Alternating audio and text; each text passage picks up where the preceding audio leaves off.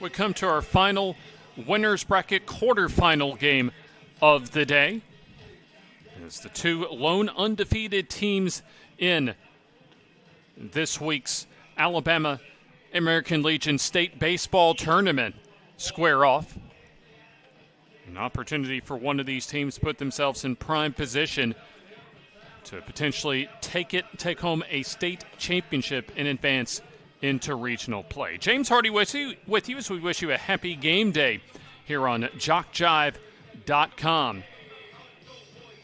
As Shelby County Post 555 takes on the host squad Troy Post 70 here at Riddle Pace Field.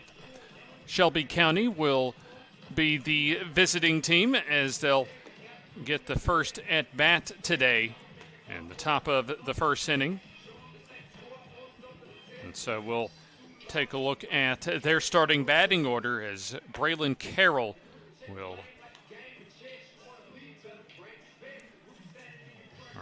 Braylon Carroll will lead off the shortstop. He'll be followed by Baker Davis, the first baseman. Jarrett Kahn behind home plate, the catcher. And then Sam Tolbert, the designated hitter, along with Brady Rascal, the third baseman. J.P. Anderson bats sixth at second. The center fielder Mason sixth, followed by left fielder Collier Smith and Jarrett Hopwood, the right fielder. As we are underway, and the first pitch of today's ball game is downstairs for ball one. We've already had a couple of one-run decisions in quarterfinal play today. Fastball misses outside, 2 balls and no strikes as Ethan Walls gets the call, the right-hander for Troy Post 70. Wind and pitch, that's downstairs, and so a shaky start for Walls as he's misfired on the first 3 pitches that he's seen, or at least that he's delivered so far today. A 3-0 pitch coming up to Carroll. And there's a strike call. 3 balls and 1 strike. We'll take a look at the defensive alignment for Troy, probably in the next at-bat, as the pitch misses for ball 4. So first base runner aboard for this ball game is Carroll, walks on 5 pitches.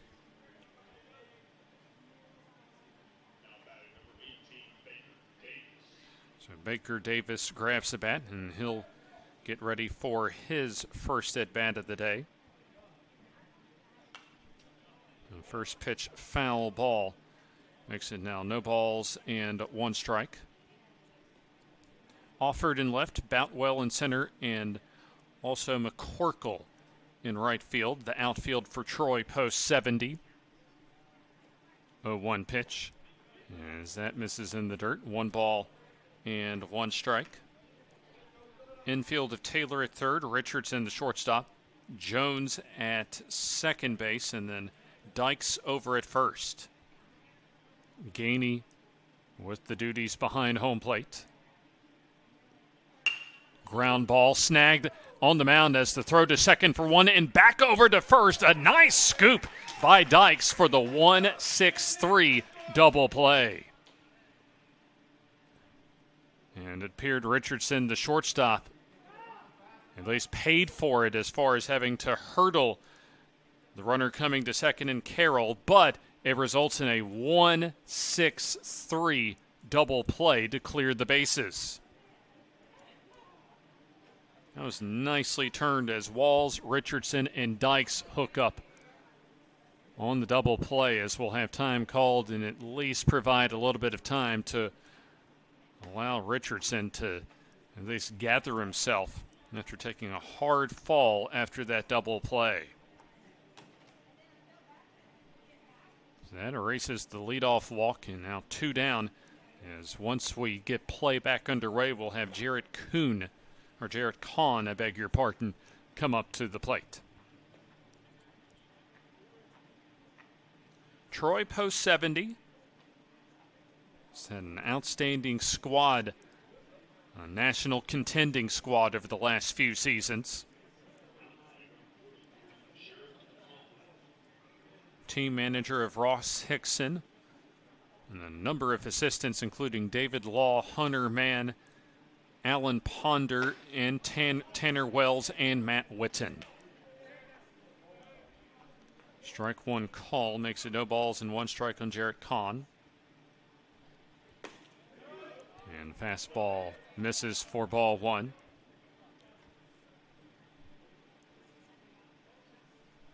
So now Walls trying to come up with a 1-2-3 inning as there's a grounder on one hop. Backhanded stop by Richardson. Long throw across makes that look easy to retire the side. Nothing doing for Shelby County despite a leadoff walk as 3 up, 3 down for Shelby County post 5:55. We go to the bottom of the first inning as Troy post 70 comes to bat here on JockJive.com.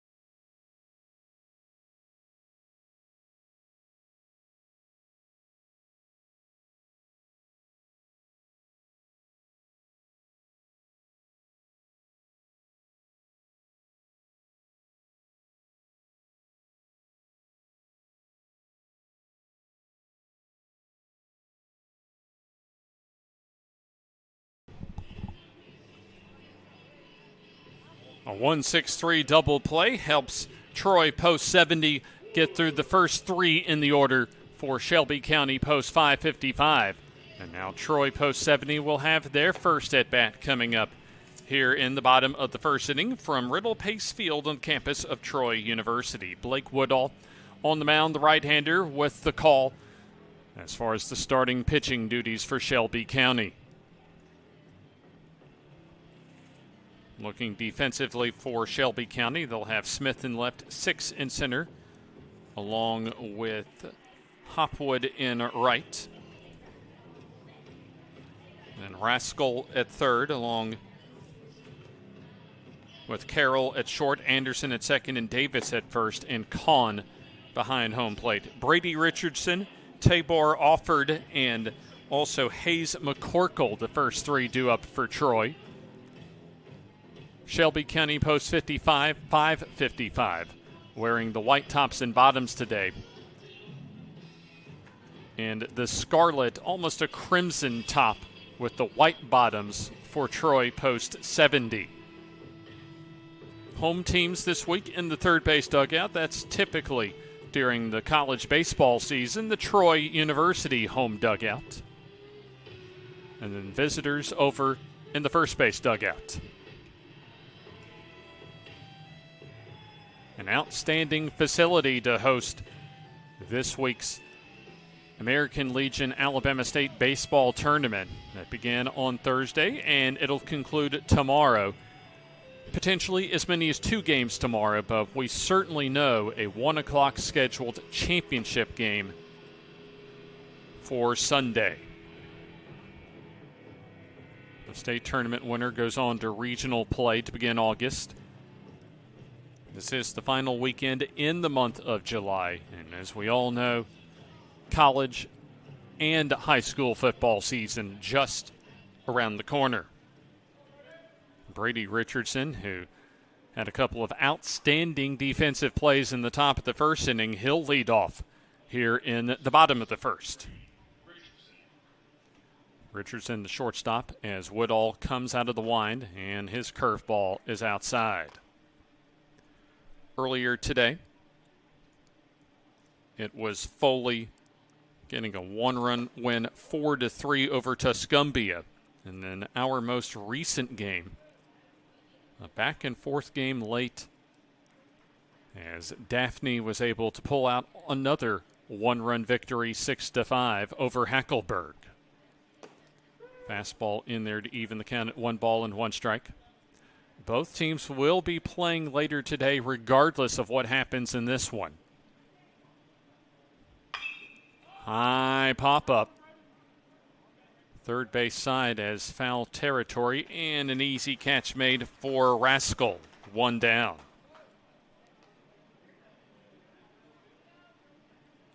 Brings up Tabor Offord.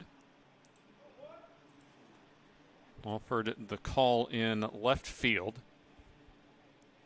6'2", 185 pounds, out of Montgomery's St. James High School. Graduated this past May. Gets behind in the count here. No balls and one strike.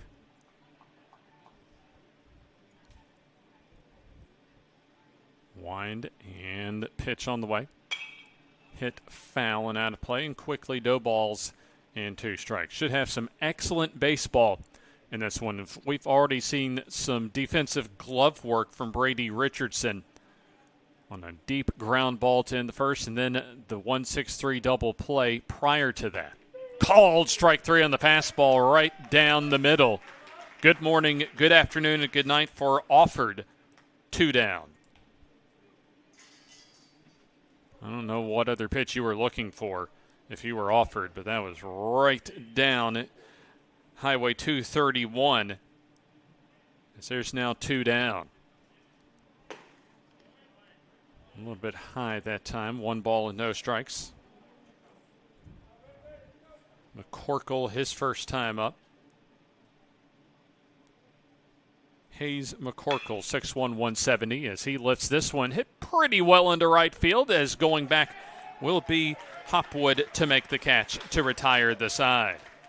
So nothing doing for Troy in their first at-bat. No runs, no hits, no errors, and nobody left on bases. Neither team able to get on the board in their first at-bat. As we go to the second, this is the final quarterfinal round game at the American Legion Alabama State Baseball Tournament on JockJive.com.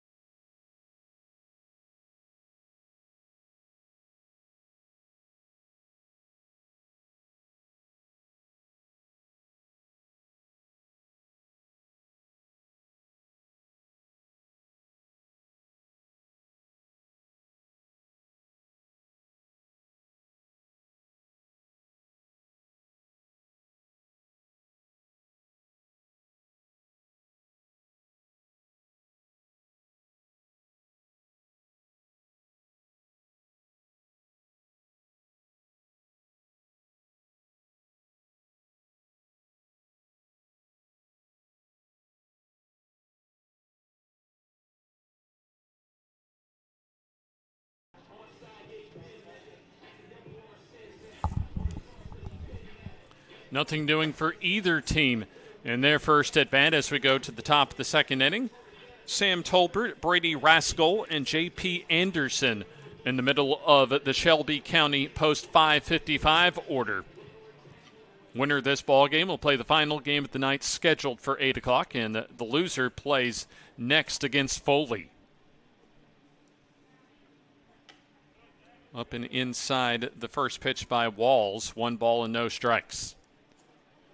Both teams able to win their first 2 games of the week, yesterday and on Thursday.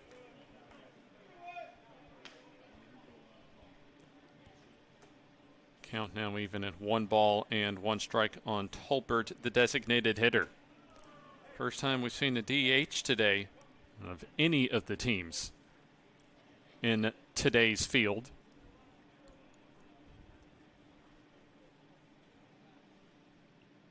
2-1 pitch. Outside, 3 balls and 1, or check that, that was a 3-1 count, so ball 4. And Sam Tolbert walks on 5 pitches.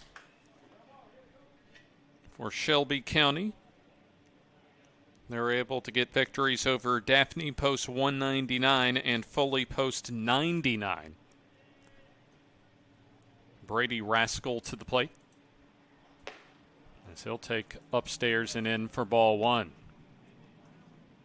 Rascal, the starting third baseman.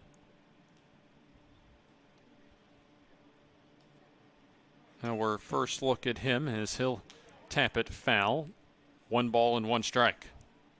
5'10", 160. Out of Trinity Presbyterian.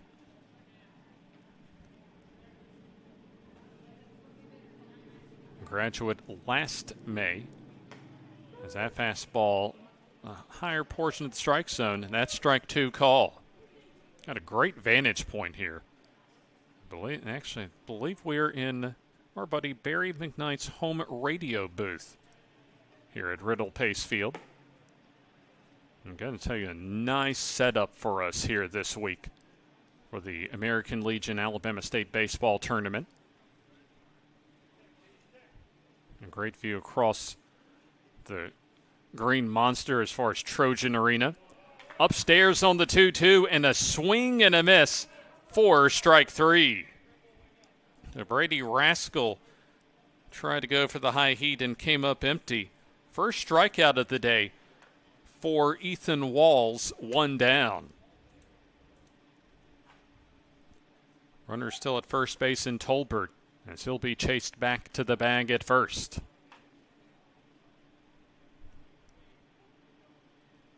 Stretch and the pitch on the way as that'll miss upstairs.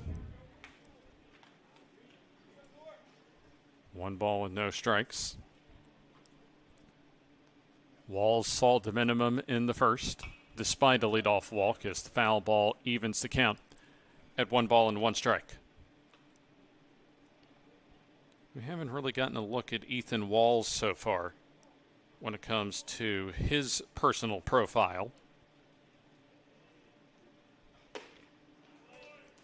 6'3", 185 pounds. Just went across the graduation stage at Prattville Christian. Gets ahead in the count here at 1 ball and 2 strikes. Now he'll step off the rubber. Take a look at our weather conditions as we're in the middle of the afternoon here at Riddle Pace Field. Almost a quarter after the 2 o'clock hour.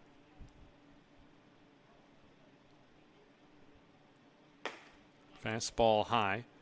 89 degrees our game time temperature. At least the forecast I'm seeing shows that we should be able to avoid some pop-up showers today. The heat index closing in on 100 out on the playing field as there's a excuse me foul ball. 2-2. Right now the feels like temperature at 98 degrees with that dew point at 72.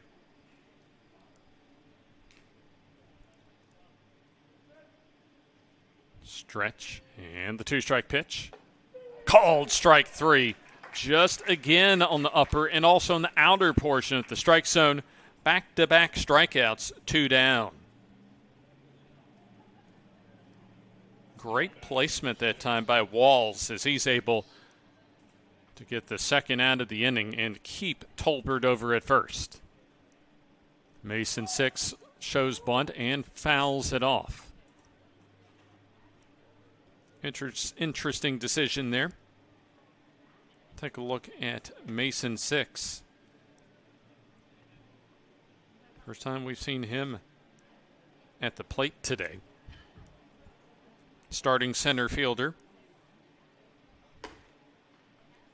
So he'll take high and away for a ball. 5'10", 165. Graduated this year from Pelham High School. That almost came in. In fact, I believe might have come in and hit him. And indeed does. Wasn't sure if that maybe hit the bat or not, but our home plate umpire does confirm that it's a hit by pitch. So that now puts a runner into scoring position. 2 runners on for Collier Smith, the left fielder. Smith, 6 foot 175, a graduate this year from Thompson High. Of course, one of the powerhouse athletic programs in the entire state. Pitch grounded on one hop. Easy play for Jones over to Dykes to retire the side. Couple runners get on base, but nothing doing for Shelby County. As we go to the bottom of the second inning, remains scoreless early on here in the winner's bracket semifinal to quarterfinal round between Shelby County and Troy.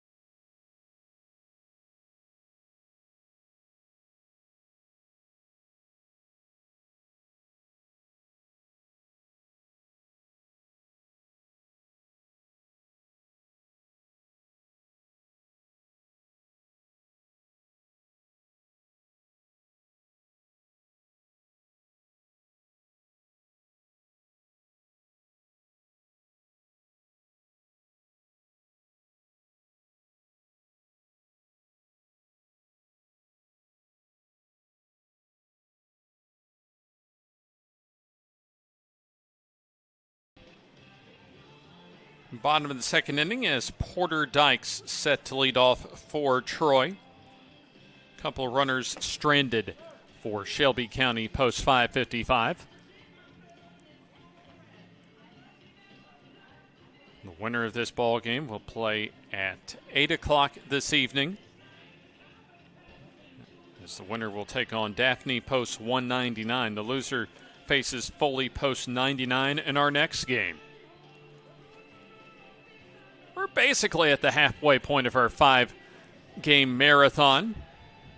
Had a good pace so far to our schedule. More games you have in a day, from an event management standpoint, the better chances that you could have games go off schedule. But so far, we've remained on schedule, and knock on wood, we remain that way through the rest of the day.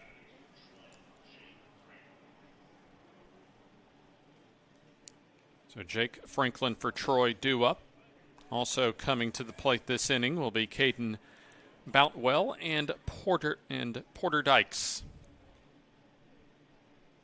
Should be an excellent ball game so far for two outstanding teams, as the count now at 1-1 strike.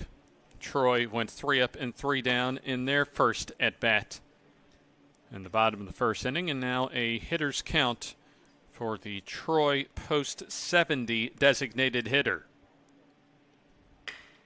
Both into the bat, and that goes past the first base coach's box, and that will even the count at 2 strikes. Our first look at Jake Franklin, 6', 195, out of Rehoboth High School. In fact, graduated from there in May.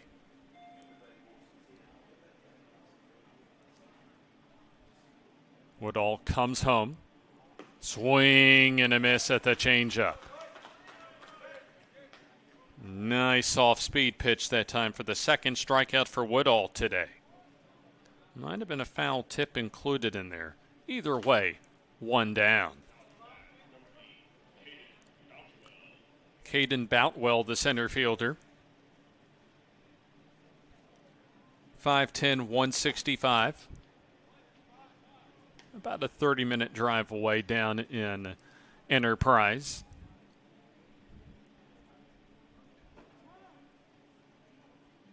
The starting center fielder today for Troy post 70, a powerhouse program in the American Legion ranks in the state of Alabama. Looking to make another deep run, not only this week, but into regional, maybe even national tournament play. 2 balls and no strikes, however, as Boutwell, a good position here, goes the opposite way, and that's going to stay inside the line, as Boutwell sees at least 2, and he's going to put on the brakes at second with a 1-out double.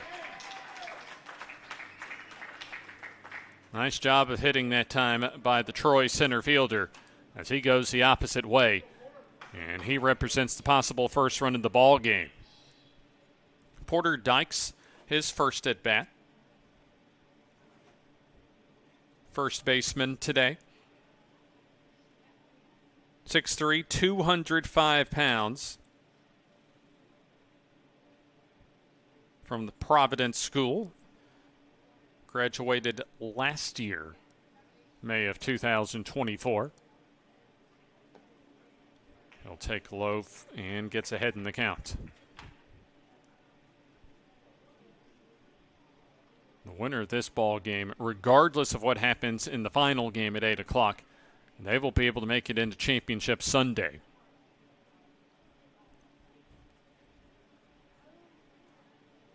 Because you could have a 3-team scenario that maybe takes place, or you would have the first game at 1 as a semifinal winner-take-all and then a winner-take-all championship. 1 ball and 1 strike. The loser would play an elimination game next up against Foley.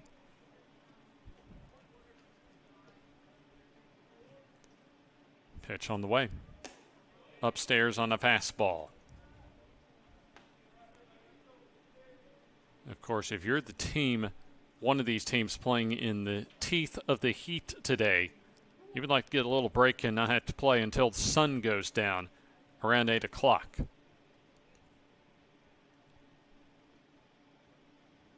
Woodall ready. Pitch comes home. Off-speed pitch low. 3 balls and 1 strike.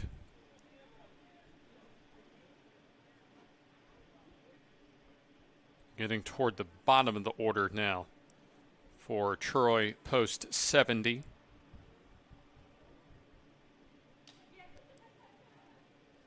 What would be the go-ahead run in scoring position. 3-1. Nice pitch as that's able to jam Dykeson on the hands. A shallow fly ball is coming in, and making the catch is Smith for out number 2. Thought that'd be a little more routine as Smith played a little deep that time, but still able to come in and secure the catch. Evan Taylor, the shortstop. Or check that, Evan Taylor, the third baseman today. So now he'll have the responsibility of trying to come up with a 2-out run-scoring hit. Woodall trying to get out of trouble, however, as he gets a first pitch strike over. Taylor, 6'175" out of Headland. A 2024 graduate of Headland High.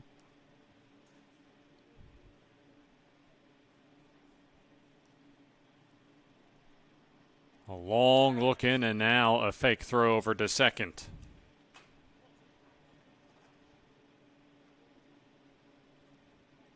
Evan Taylor, the number 7 batter in today's order. Wells Gainey on deck. Woodall comes home. Breaking ball misses low.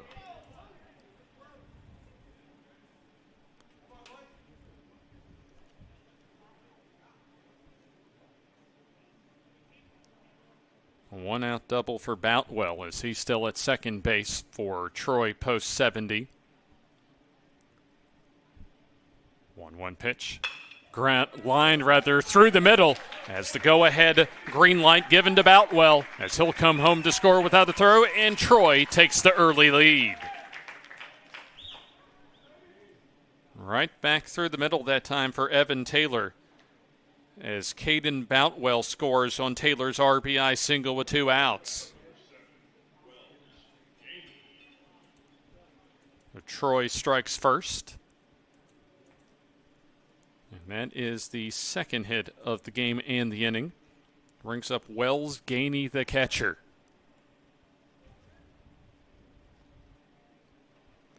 Take a look at Gainey, 5'7", 170. As he fouls off the first pitch he sees. A hot afternoon here at Riddle Pace Field. outstanding games we've seen so far today. And we have the only undefeated teams remaining right now. 4 teams remain as far as the tournament field. So both of these teams will have one game still to come tonight. The important part is getting the win and putting yourself in prime position down the stretch of this tournament to win it all. Runner goes, fastball inside, throw down is off the mark. A stolen base for Evan Taylor, as he's now into scoring position, and a hitter's count for Wells Gainey.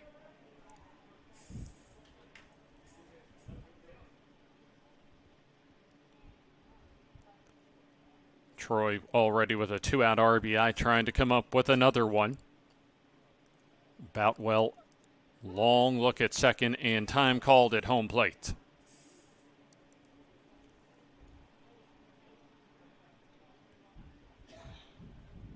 Should have similar hot but dry weather for Championship Sunday tomorrow. Pop-up should wrap up the inning as the shortstop in Carroll makes the catch to retire the side. However, Troy able to strike first with a run on a couple of hits. No errors and a runner left in scoring position. We're through 2 full innings, the winner's bracket quarterfinal game here at Riddle Pace Field, as Troy Post 70 leads Shelby County Post 555 1-0.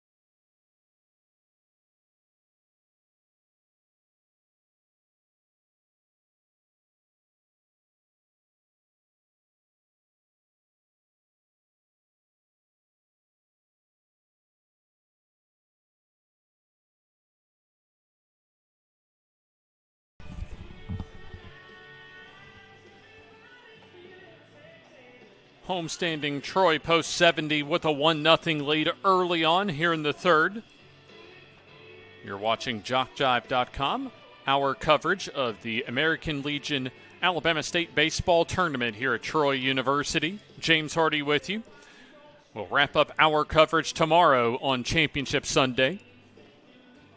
We know we'll have at least a 1 o'clock game tomorrow, possibly a 4 o'clock game, depending on how the rest of the day today and then into tomorrow shakes out.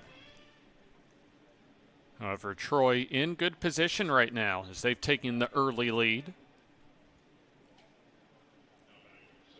At the bottom of the order for Shelby County, Jeff Hopwood, the right fielder, takes outside. 1 ball and no strikes.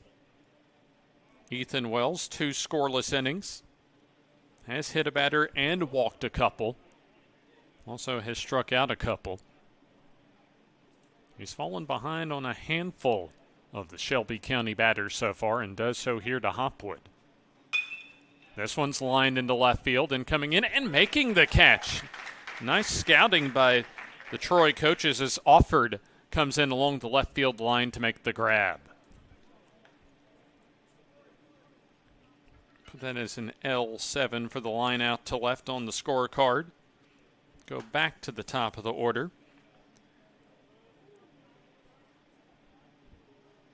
Carroll to the plate. Braylon Carroll, a walk his first time up. Takes inside for a ball. Our second time to check out Braylon Carroll out of Thorsby High School. He'll be graduating next May. Fouls this one off. 1 ball and 1 strike.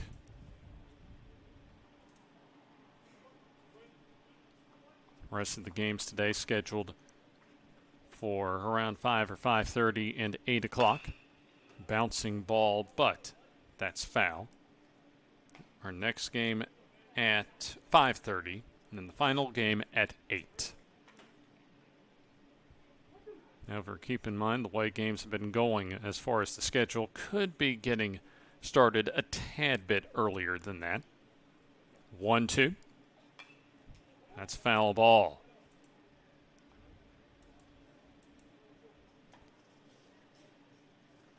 Our third of 5 games today. Third game of the week for both of these teams.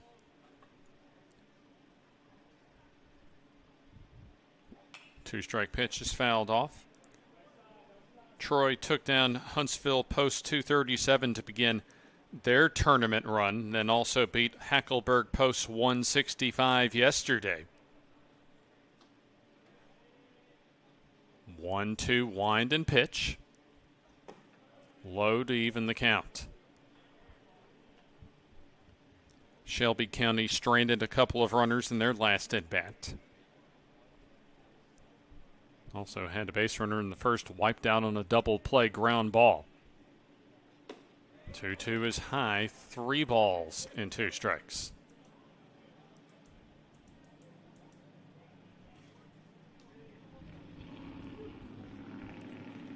A quiet campus of Troy University with students out for the summer. Breaking ball outside for ball 4. Third walk of the day for Ethan Walls. As we go to the number 2 batter in the order. And also the third batter of the inning in Baker Davis. He grounded into a comebacker 1-6-3 double play.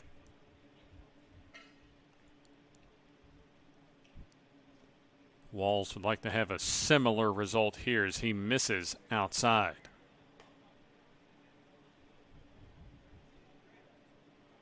Winner of this ball game would only need to win 2 more games to advance to regional play and take home some state tournament hardware. And this is a little bit low, 2-0. And take a look right behind home plate as far as the defensive positioning. Up the middle looking for another double play ground ball. Runner does not go as that gets to the backstop. A lot of foul territory behind home plate. So the count now at 3 balls and no strikes, and what would be the tying run now in scoring position on a wild pitch. Got well over Gainey's head behind home plate.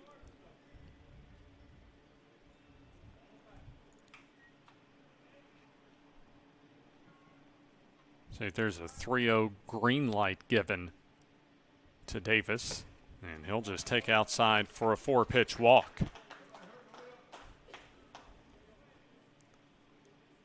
Back-to-back walks now put a couple of runners aboard. Shelby County with an opportunity to break through here. Not only tie, but maybe take their first lead of the day. Jarrett Kahn, a ground out to short to end the first inning, his last time up, as he takes low for ball 1.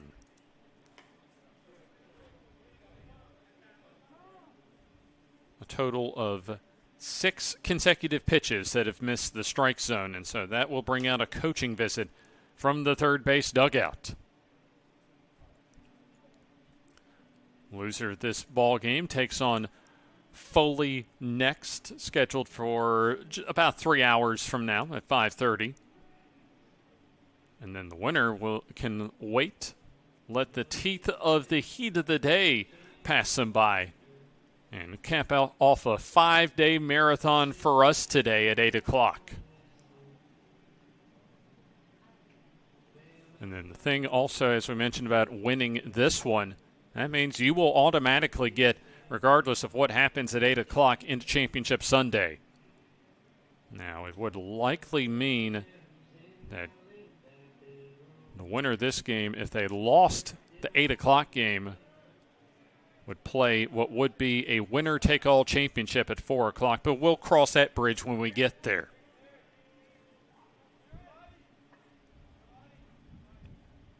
Tying and go-ahead runners on base.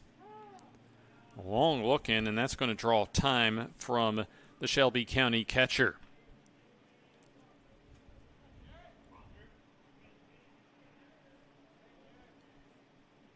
Pitch on the way. That's downstairs for ball 2.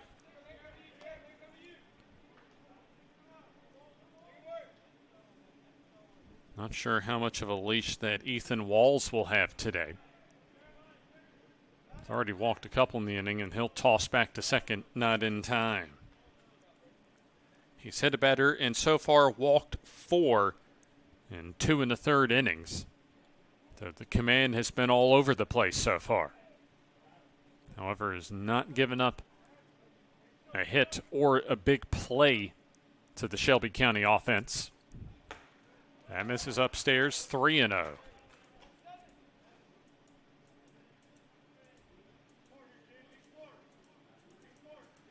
We'll see whether Kahn has the green light here on a 3-0, or whether they'll see if Ethan Walls can find the strike zone. Upstairs for ball 4. So that loads the bases with 1 down. A lot of trouble brewing now for the Shelby County offense. As Kahn goes to first, Davis advances to second, and also Carroll to third. Back-to-back-to-back walks. Not exactly the pitcher's best friend. As Sam Tolbert a golden opportunity in the cleanup spot as he takes for ball 1. That is 10 consecutive pitches that have missed the strike zone. Unless it's right down the middle, I don't see Sam Tolbert taking that bat off his shoulders. Goes after it that time. Very aggressive as he swings and misses through the fastball. Sam Tolbert walked to begin the second. A hit likely means Shelby County goes into the lead. Popped up. Should be an infield fly. In fact, the infield fly triggered, and there's the catch for out number 2. So the runners remain put where they are. And now it's going to take a 2-out hit for Brady Rascal to get not only Shelby County on the board, but what could be a hit that could get them into the lead.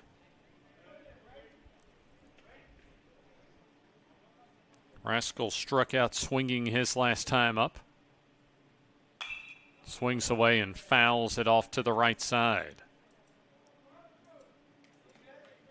Top of the 3rd inning here at Riddle Pace Field.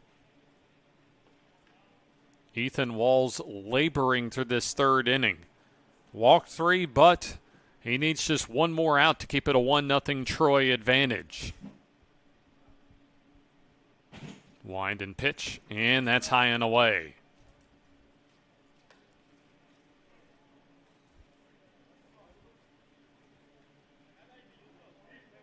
I imagine Shelby County probably feels in their dugout, they just need one big hit to get through to Walls.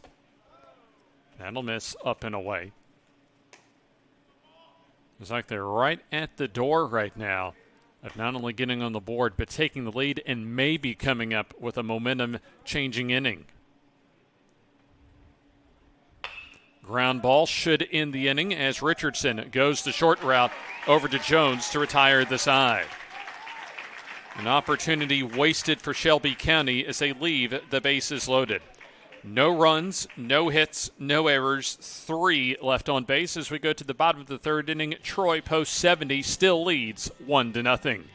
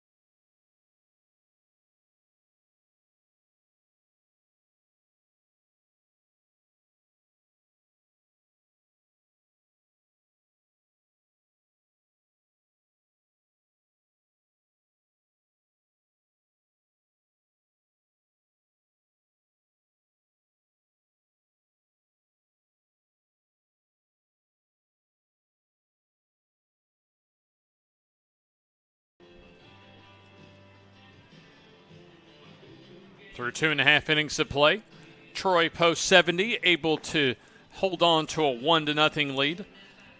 They've worked around trouble in the last 2 innings defensively. Shelby County has had two opportunities to score of their last 2 at-bats, but they have left 5 runners on base, including the bases loaded here in the third. Troy post 70 will bat around for the first time through their order. It'll be 9-1-2 for them here in the bottom of the third inning. Brody Jones, the starting right fielder, leads off.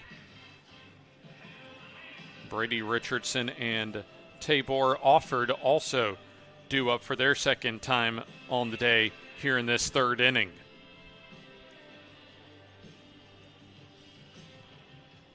Jones, a recent graduate of Opelika High School, 6'1", 180 pounds.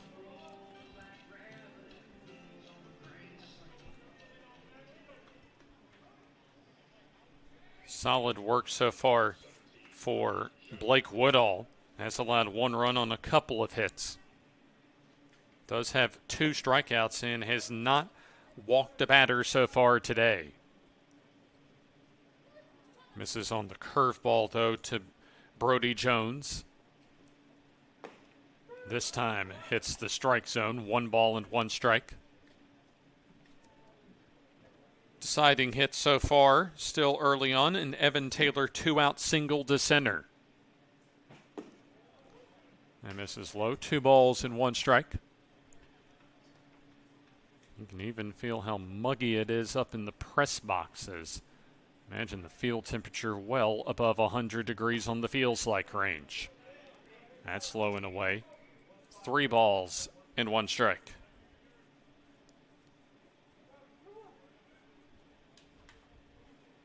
Wind and pitch on the way.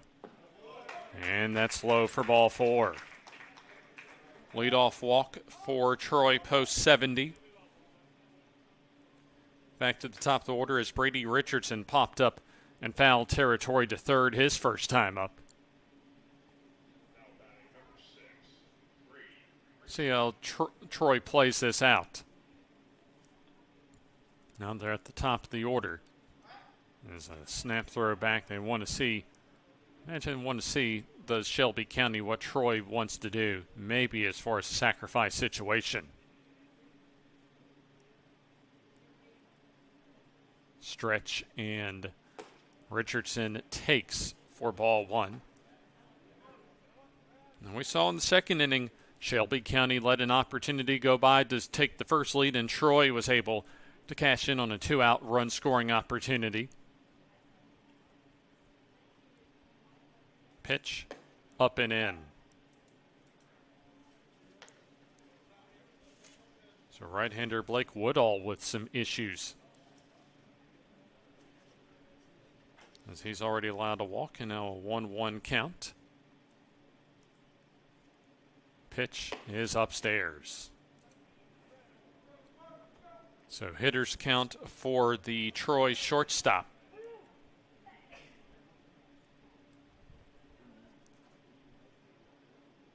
Brady Richardson, one of the top 7A players in the state of Alabama, as he'll take low. Check that. That was a 3-0 count, as it'll be ball 4, a 4-pitch walk for Richardson. And so now 2 runners aboard with nobody down here in the third. Tabor Offord struck out on 3 pitches his last time up.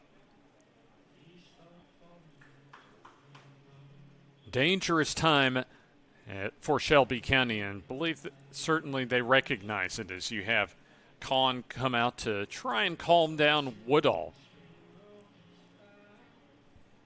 Woodall retired the first 4 batters that he saw, and then a double from Caden Boutwell. And then 2 batters later, an Evan Taylor single to center was able to drive home so far the only run of the ball game. Might have a sacrifice situation here to put 2 runners in scoring position. Bunt shown and offered for a strike, and they've got the runner between second and third. Throw over to third, and in time. That was a bad mistake that time on the part of Brody Jones as he got caught between second and third. Good play by Kahn to toss over to Carroll at short and then to Rascal for the 1-6-5 caught stealing. That likely takes the bunt out of play. That slides outside. Costly play potentially for Troy because that, at least right now, takes a lot of pressure off of Woodall. He can get a double play ground ball and get out of this inning, can Woodall. That's lined in right past the second baseman.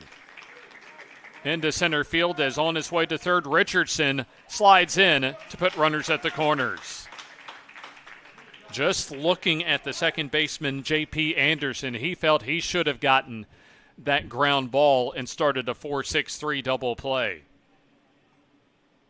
Instead, it'll be a single to put runners at the corners. So offered 1 for 2 as Brady Richardson makes it to third. Hayes McCorkle, a fly out to right his last time up as he smokes that into left. Should get a run home. Catch made by Smith. Richardson tags, and he'll trot on home to score the second run of the game. Simple baseball there as McCorkle smokes it into left for a sacrifice line drive RBI. So now 2 down. And brings up Jake Franklin, who struck out swinging his first time up. Woodall comes home. Runner goes. Hit and run. Sliced toward the right field bullpen and foul. Troy able to take advantage of a missed opportunity from Shelby County in the top of the third. As what could be a Shelby County lead at this point. Right now it's what feels like still a solid 2-0 cushion for Troy. Throw gets away on the pickoff attempt. Offered makes the turn around second, and he'll go into third standing. Our first error of the ball game in E1 as that now puts the runner at third base. A failed pickoff play is Franklin now with an RBI opportunity. Pitch on the way. That's hit back our way and foul. So no balls and 2 strikes. Look ahead to the 4th inning. It'll be 6, 7, and 8 due up for Shelby County.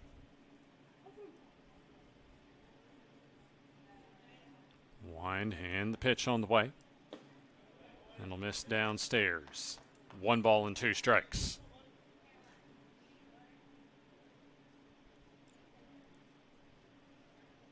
Pitch called, strike 3 on the inner half as that'll do it for Troy, but they're able to add to their lead with a run on just 1 hit. There was an error and a runner left in scoring position. We go to the 4th inning as it's now Troy post 72 and Shelby County post 55-0.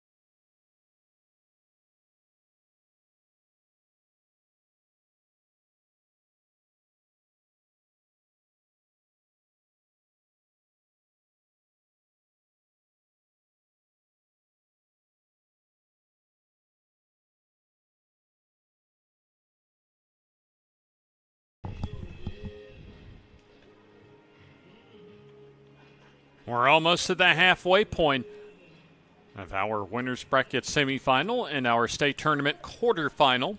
The final two undefeated teams in the tournament squaring off. Troy Post 70 leads by 2 over Shelby County Post 555. Shelby County at the plate. As we flip over the lineup card, J.P. Anderson behind in the count, no balls and 1 strike. Now even in the count as he takes up and in. Anderson, a strikeout victim, back in the second. Fastball misses high. Ethan Walls has been the pitching version of feast or famine so far today. Couple strikeouts, but 4 walks as he gets Anderson to chase upstairs for strike 2.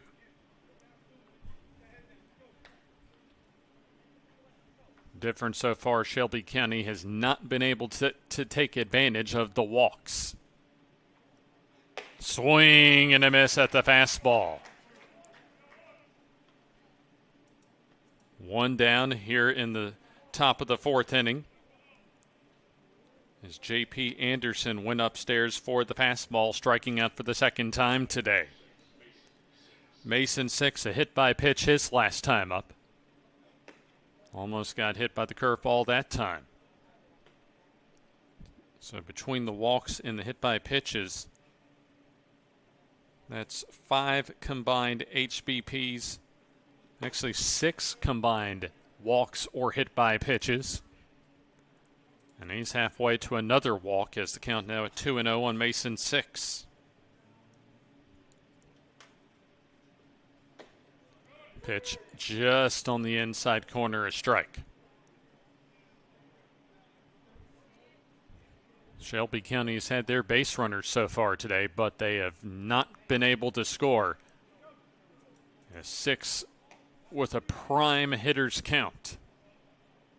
Can wait on a fastball here as the 3-1 pitch. Hit and right at the second baseman Jones for the 2nd out. Jones didn't have to go very far up the elevator that time. Collier Smith, his 2nd at bat as he grounded out to second to close out the 2nd. This has been the best that we've seen Ethan Walls so far today. He's in search of a conventional 1-2-3 inning as he faced the minimum despite a walk in the 1st. 1-0 pitch. Called strike on the outside corner. The loser takes on Foley coming up in our next game.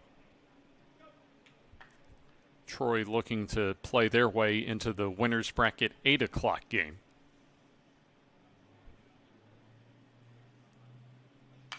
That's hit foul to the right side. 1 ball and 2 strikes. We've already had a pair of 1-run games so far here at Riddle Pace Field today. Foley Post 99 hung on to defeat Tuscumbia Post 31 4-3. That was our 9 a.m. game today. That's way outside for ball 2.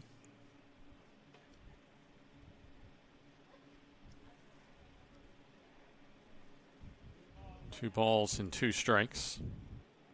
Here comes the pitch. That hit square in the back, Collier Smith.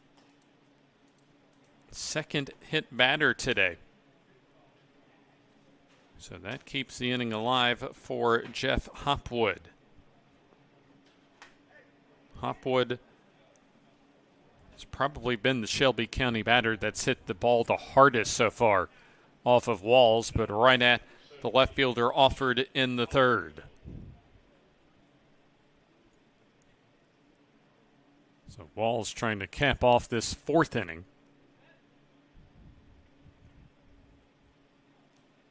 Pitch slipped out of the hands that time of Walls, and so that'll put a runner into scoring position.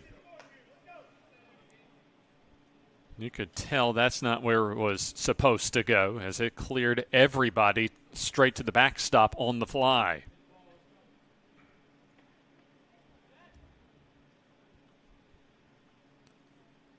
Runner in scoring position as there's a strike call.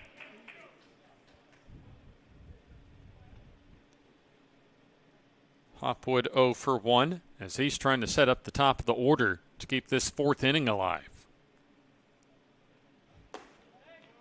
Upstairs on the fastball. So hitters count for Hopwood.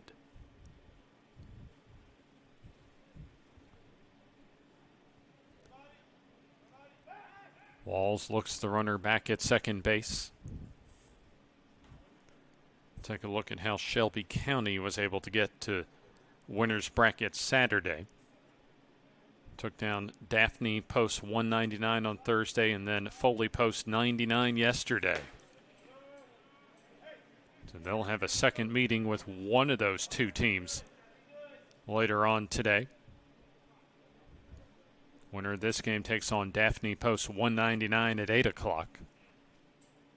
3-1. Strike two call. And now we'll have the count full.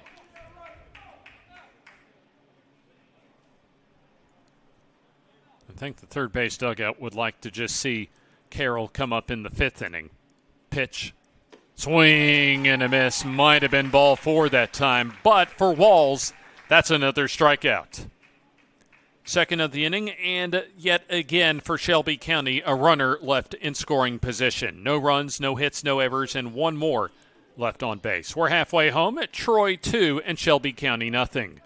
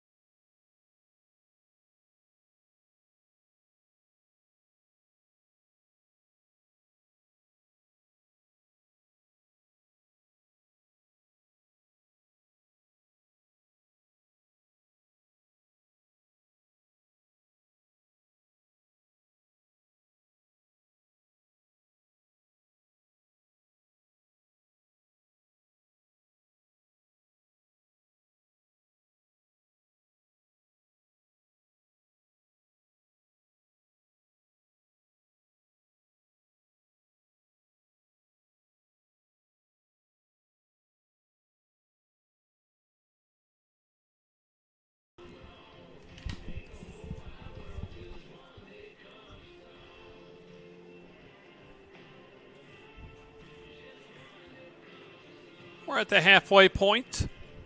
Winner's bracket game, a quarterfinal round tournament game between Shelby County post 555 and Troy post 70. Shelby County has left 6 runners, 4 of those in scoring position. And Troy post 70 has done just enough offensively to have a solid 2-0 advantage. James Hardy with you here on JockJive.com from the campus of Troy University, a quiet Troy University. As they'll have their fall classes coming up before you know it. Boutwell, Dykes, and Taylor due up as that first pitch of the inning outside. Blake Woodall in his 4th inning of work. He's allowed a couple of runs on 3 hits. Sliced into right center field, and that's hit pretty well, and that's going to one-hop the ball. Boutwell able to coast into second with a leadoff double. So he has a couple of doubles so far today. And half of Troy post 70's 4 hits.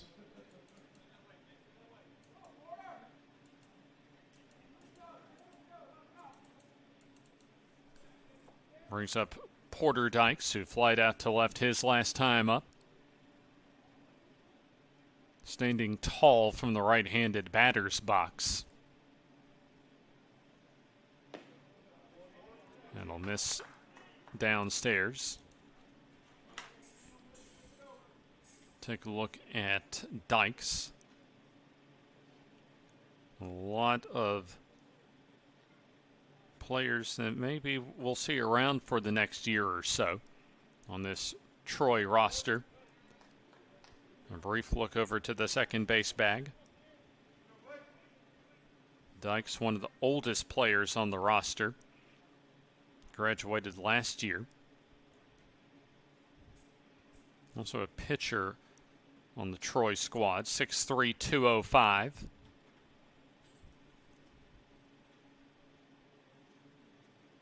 Long look in, the throw sails into center field.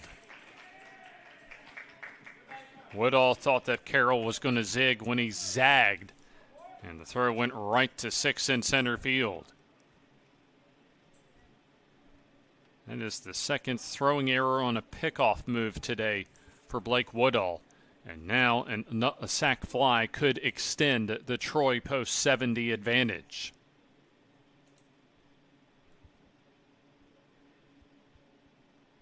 Pitch home, strike call.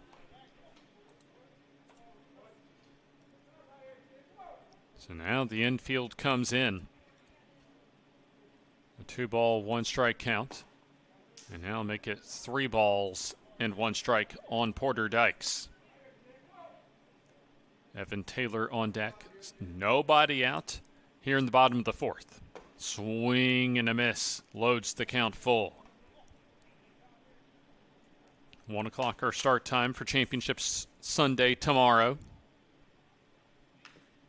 That's tapped foul back to the screen. Be very interesting with the losing team of this one playing what is the conventional wisdom during the hottest part of the day. How much gas will they have left in the tank for an elimination game the very next game? Swing and a miss. A big strikeout for Woodall as Porter Dykes goes down on strikes. So keeps a runner at third with now one down for Evan Taylor, who had an RBI single his last time up. A 2-out RBI single to center for Taylor as he waves and misses at the off speed. So Taylor quickly behind and grounds this one through the 5-6 hole into left field. Evan Taylor's had a good day. His second RBI single, and now that makes it 3-0. Likely still an earned run, because that probably would have scored Boutwell from second without the throwing error. Now a runner at first has a quick throw over to first base, not in time. Second hit of the inning, 5th at the ball game for Troy post 70. Looking in control as of now. Shelby County has left opportunities go by, and especially in the second and the third.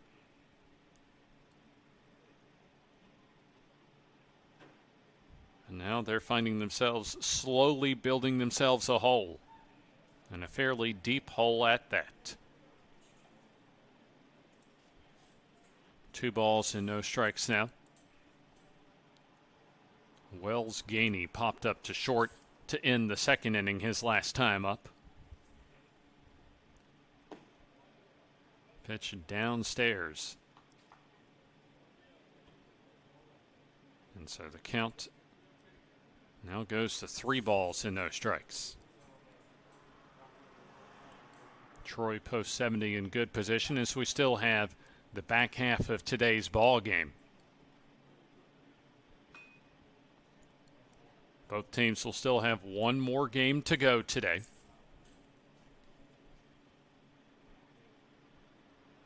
Stretch and pitch. And that comes in and was inside anyway, so officially a hit by pitch to put runners at first and second. Really academic at this point. As now runners at first and second, we're going to have what appears to be our first coaching visit for Shelby County post 555. They haven't looked as far as their coaching staff. Jonathan Ott, the team manager. Also Alex Brown and Colby Thacker, the assistants. Headquartered out of Pelham, Alabama. And you look at their roster, mostly from around the Shelby County area, and you have a couple from either Chilton or Jefferson County. Mostly centered on suburban Birmingham, Shelby County. Right now, Shelby County just looking to make sure that they're in any sort of striking distance, as Troy, they could be in position to possibly put a knockout punch on Shelby County in this one.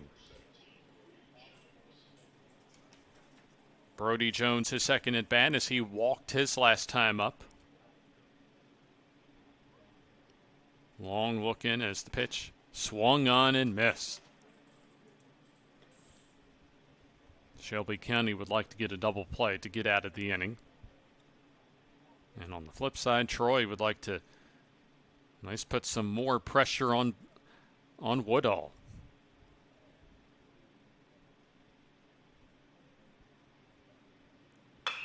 That's hit into center field. A long run in for 6 as he watches it fall for a base hit. Runners had to hold up initially to make sure that fell down. Bases loaded now with 1 down, and this is the danger zone for Shelby County. Already down 3, just 1 down, and now one of the top players in Class 7A from this past season in Brady Richardson is at the plate.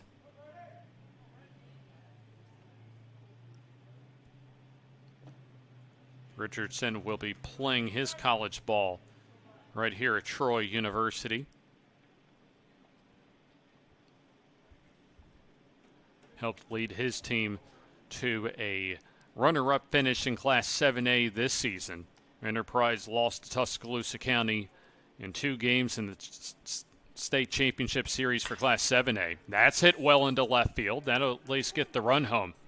Smith with the catch. Tagging and coming home to score is Taylor to make it 4-0. Other runners stay put. And we'll call that a sac fly to left.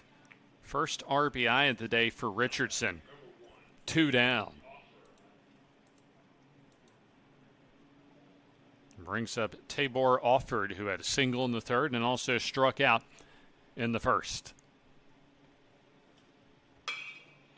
First pitch swing, fly ball, fairly well hit to the left, shy of the track for Hopwood, who makes the grab. And the inning comes to an end. Or at least a couple of runs score as Troy doubles their lead. Now up 4-0, 2 runs on a total of 2 hits. There was an error and 2 left on base. We're through 4, Troy 4, and Shelby County nothing.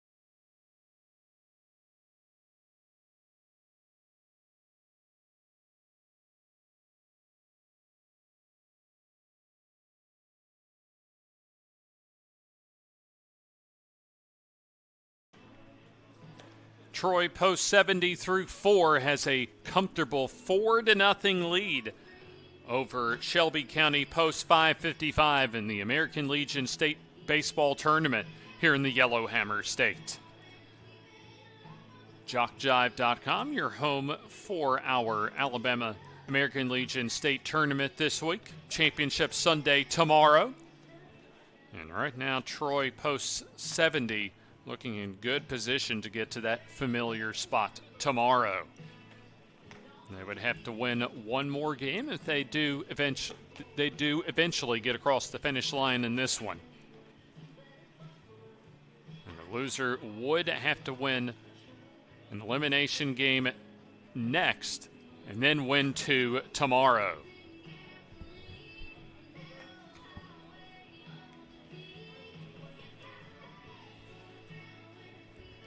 We go to the top of the fifth inning, top third of the Shelby County order. Carroll, Davis, and Kuhn due up. Carroll has walked a couple of times today as he'll take outside for ball one. A walk to lead off the ball game in the first, and then a walk to lead off the third, with one out rather, in the third. Takes a strike call here, 1 ball and 1 strike. Ethan Wells has not allowed the big mistake to put his team behind. Weak roller over to the left side is Richardson, a good scoop, and misfires on the throw, however.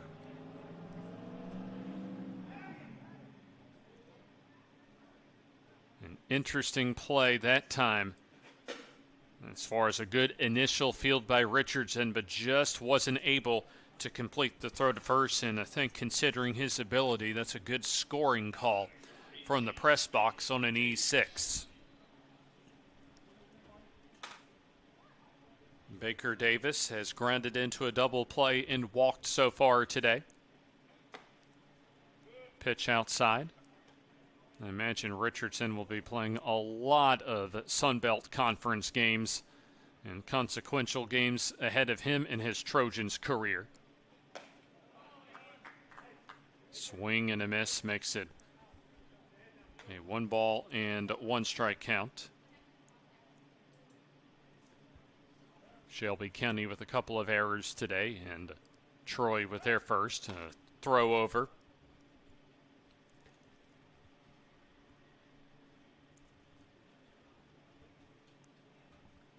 Outfield straightaway for Troy post 70. Hit into right center field, a long run, and that's going to drop down for a base hit. Off to third base goes Braylon Carroll. And now, a little business going for Shelby County as they have runners at the corners with nobody out on Baker Davis's first hit of the day. A 4-run cushion as of now for Troy, but their coaching staff doesn't want to take any chances, especially with some control issues throughout the day for Ethan Walls. So they're going to go ahead and go to the bullpen. So the day on the mound is done for Walls. We'll step aside and tell you who the first reliever for Troy post 70 is on the other side of this timeout.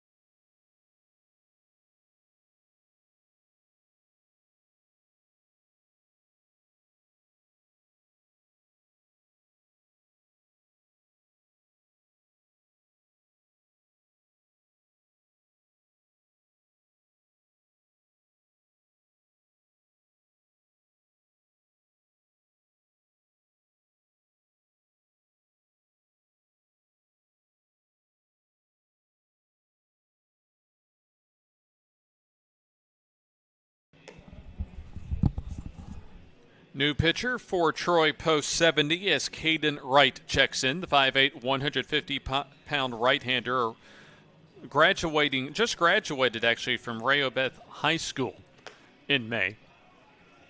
So he'll come on replacing Ethan Walls. And for the most part struggled today. So far has not allowed a run, gave up his first hit to Baker Davis. Did hit 2 batters. and also walked a total of 5. Also did chip in a handful of strikeouts.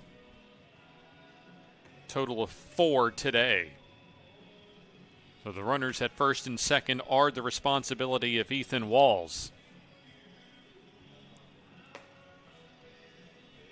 This has been a familiar position for Shelby County today, as they have left a total of 6 runners on base, including the bases loaded in the third.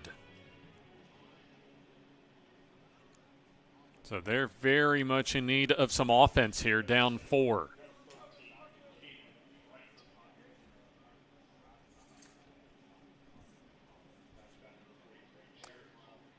So Jarrett Kahn at the plate. A big-time opportunity for him as he walked his last time up in the third and grounded out to short to end the first. Pitch comes home, and that gets away from Gainey, and that allows the first run of the game to score for Shelby County. So wild pitch for Wright. As Davis now into scoring position, and Carroll comes home to score. So that's an unearned run charged to Walls. Off in bat, and that goes foul. 1 ball and 1 strike. Still a comfortable cushion right now with 9 outs to go for Troy Post 70. But they don't want to let Shelby County get too close. Down and away. 2 balls and 1 strike. Most of the fans still in the shade, or at least trying to and successfully finding the shade here at Riddle Pace Field on a hot July afternoon. 2-1 pitch, low and away, 3 balls and 1 strike.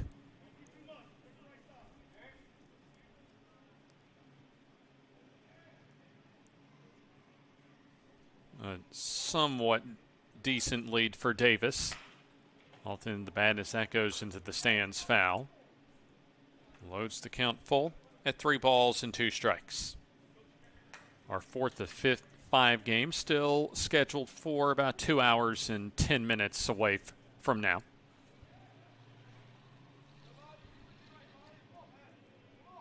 Right, ready, payoff, tapped and foul. We saw Hackelberg come back from a 3-run deficit in our last game to take a 2-run lead. And that was before they ended up falling 6-5 to Foley. Or I beg your pardon, that was to Daphne. Fastball high for ball 4. So still nobody out. Here in the top of the 5th inning is already a run has come home to score for Shelby County. Sam Tolbert today, a walk and popped up on an infield fly his last time up.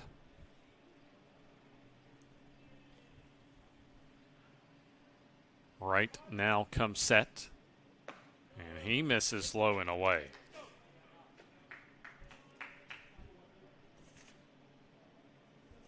So Wright has not fared so far that much better than has Ethan Walls. Wright trying to steady the ship, though. That's hit into left center field and pretty well, and racing and gets by the left fielder in Offord. Another run comes home to score. Call it a double for Sam Tolbert. His first hit of the day and his first RBI to score Baker Davis. To third goes Kahn, and now the tying run into scoring position.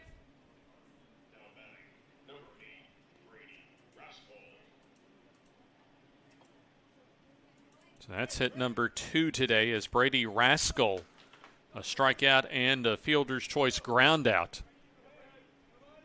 He's looking for his big pop of the day. So now the book has been closed on Ethan Walls. Pitch up and in. So 2 runs allowed, 1 of those earned for Walls. 4+ innings, 1 hit, 2 runs, 1 earned, 5 walks, and 4 strikeouts, along with a couple of hit batters. Pitch. That's up and away. Still nobody down. So there's a conceivable scenario to where Shelby County, if they can string some more hits together, they could put themselves in position not only to tie, but to take the lead. And sensing that, we'll have another coaching visit to the mound for Troy Post 70. Of course, based right here in Troy, Alabama. Ross Hickson, the team manager. As I think we may have another pitching change coming for Troy.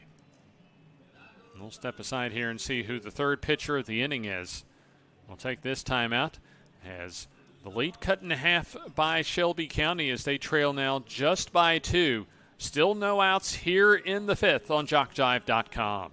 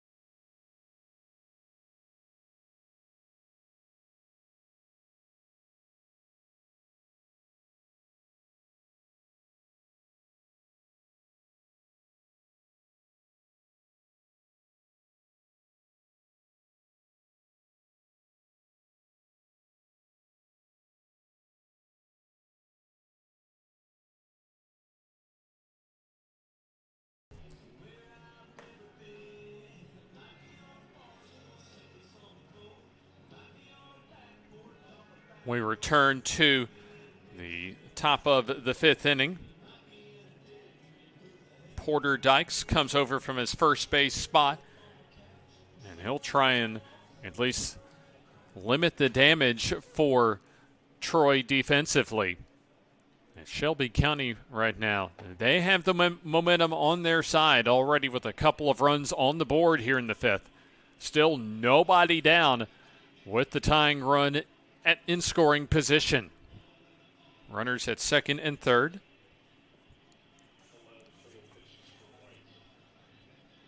So Caden Wright was not able to get the job done. As the runners at second and third are the responsibility of Wright. He failed to get an out, gave up a hit, walked 1.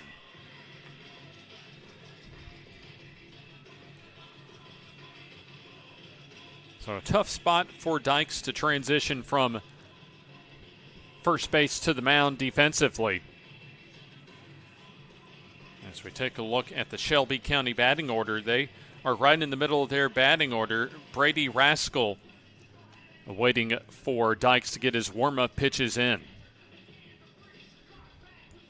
Ethan Walls didn't have his best stuff today, but did not, until this inning, put himself in position to give up the big hit.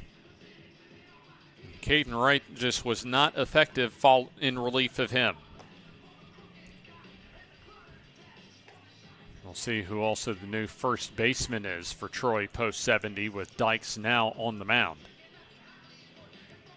Troy's still in solid position, but Shelby County with one swing of the bat, they can come all the way back from a 4-run deficit. And there's still that outside possibility that they can get a couple more hits strung together that they maybe can find themselves on top. Give a lot of credit to Shelby County as they've left opportunities go by in the second and the third and even in the fourth, but they've been able to bounce back in this time. They've been able to take advantage.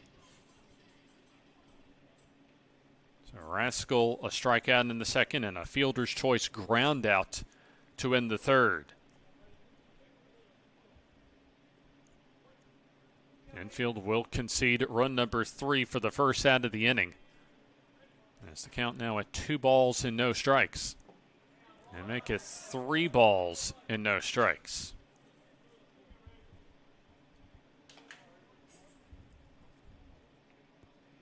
Without some key defensive plays and sequences for Troy, they could easily find themselves behind. Trying to figure out a way to keep their advantage as a 3-0 pitch upcoming. And that'll miss for ball 4. And that loads the bases with nobody out.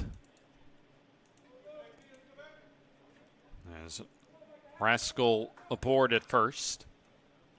Kahn over at third and Tolbert at second. So J.P. Anderson trying to find the magic at home plate as he struck out twice today. Anderson takes inside on the fastball.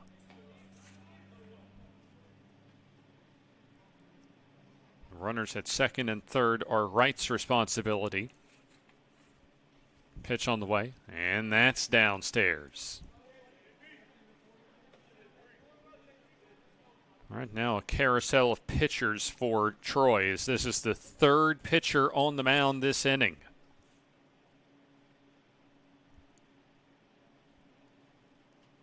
Long look in, and now the pitch home. Just on the outside corner, a strike call.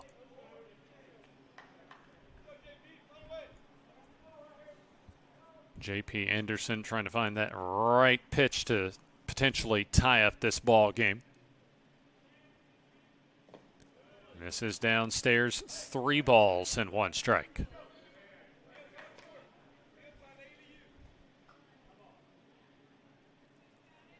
Nowhere to put Anderson, the second baseman. Imagine he's sitting on a fastball here. And takes upstairs to walk home the third run of the inning. Walking home is Jarrett Kahn. Tolbert to third. Rascal now into scoring position as the potential go-ahead run. And Anderson reaches on a 5-pitch walk. Also an RBI for Anderson. The control has not been there so far for Troy pitching today. Mason 6 a chance with a single to give Shelby County their first lead of the day. That gets to the backstop. Racing on home is Tolbert to tie it up. A wild pitch to the backstop is now the go-ahead run is just 90 feet away and still nobody out. Rascal to third and then Anderson into scoring position.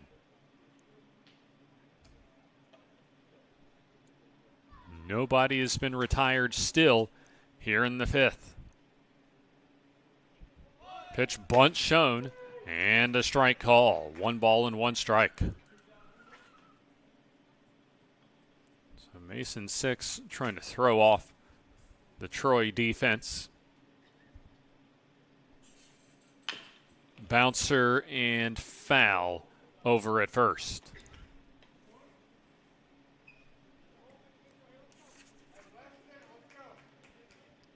Jake Franklin comes in as from the designated hitting spot. He now in defensively at first base.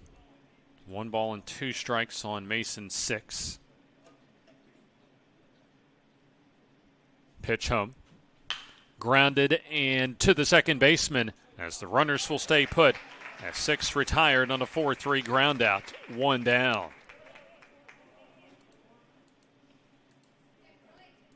Big put out that time as Collier Smith comes up to the plate. Smith a ground out to second as well as a hit by pitch so far in his 2 plate appearances. Still a chance even with a sacrifice fly to get Shelby County on top for the first time today. That misses high, ball 1. Well, it's been a long top of the 5th inning for Troy as they have thrown 3 pitchers out on the mound so far. Lined and through the drawn in infield as Shelby County takes the lead. 1 run scores and make it 2 as the throw home airmails to the backstop. A 2-run single for Collier Smith as a huge breakthrough inning for Shelby County as they now take a 6-4 advantage. Both Rascal and Anderson come home to score. And then the throw home allows Smith to advance into scoring position.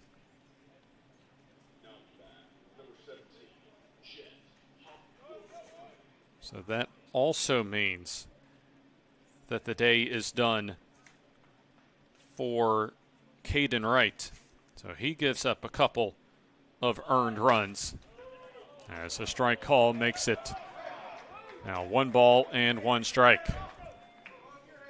After Troy came into this inning up 4, they find themselves behind by 2 thanks to a 6-run outburst for Shelby County. Pitch home, bunt shown and laid down, and that'll get the runner over to third.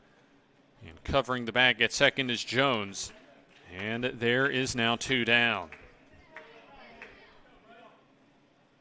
1-4 on the sacrifice. So Shelby County has now batted around here in the top of the 5th inning. Now batting, number 2, 22,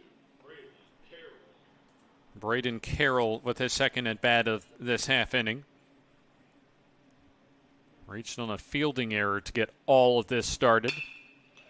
Hit into right center field.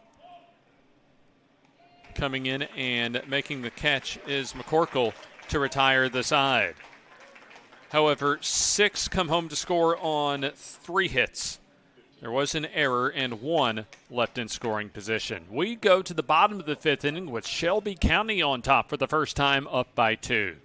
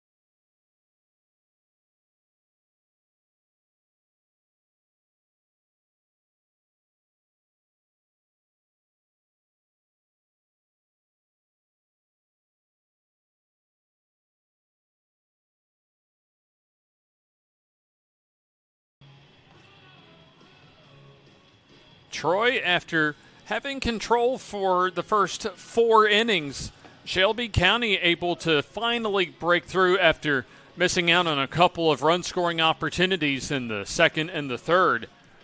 Shelby County has a 6-4 lead as we now head to the bottom of the 5th inning. From Riddle Pace Field, as we have a little bit of cloud cover to try and provide a little bit of relief from the heat today. Hayes McCorkle, Jake Franklin, and Caden Boutwell now to the plate. In this bottom of the 5th inning. Wind and pitch on the way, and that misses outside. Blake Woodall still out there for Shelby County post 5:55. He misfires on the first 2 pitches to Hayes McCorkle. McCorkle a fly out to right in the first, and a sac fly to left in the 3rd. Downstairs, 3 balls and no strikes. Winner plays at 8 o'clock tonight. The loser plays the very next game coming up at 5:30. There's a strike call on the 3-0. 3 balls and 1 strike. Also on JockJive.com. The Dixie Youth World Series in Hattiesburg, Mississippi, as that's grounded right through the middle. Might have made some contact with the pitching rubber as that goes into center field for a leadoff single. As that last report, there's a lot of weather issues over in Hattiesburg, Mississippi. They were in a rain delay. Had some weather issues here the last couple of days in Troy, but looks as if we should be on pace to get championship Sunday tomorrow without any issues. There's the first pitch, foul ball and out of play. Jake Franklin struck out twice, both swinging, one in the second and another in the third.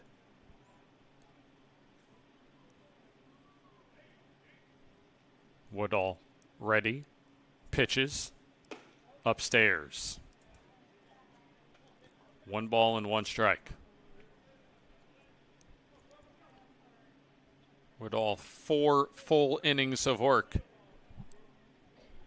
So he has a runner at first with no down. Fly ball. Slicing toward the line as Hopwood tracks it down. 1 down.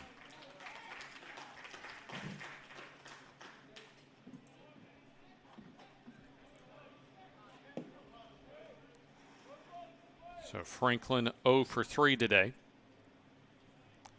Brings up Caden Boutwell. Boutwell is a really good day so far offensively. 2 runs scored, also a pair of doubles. Woodall ready, and that's in the dirt. 1 ball and no strikes.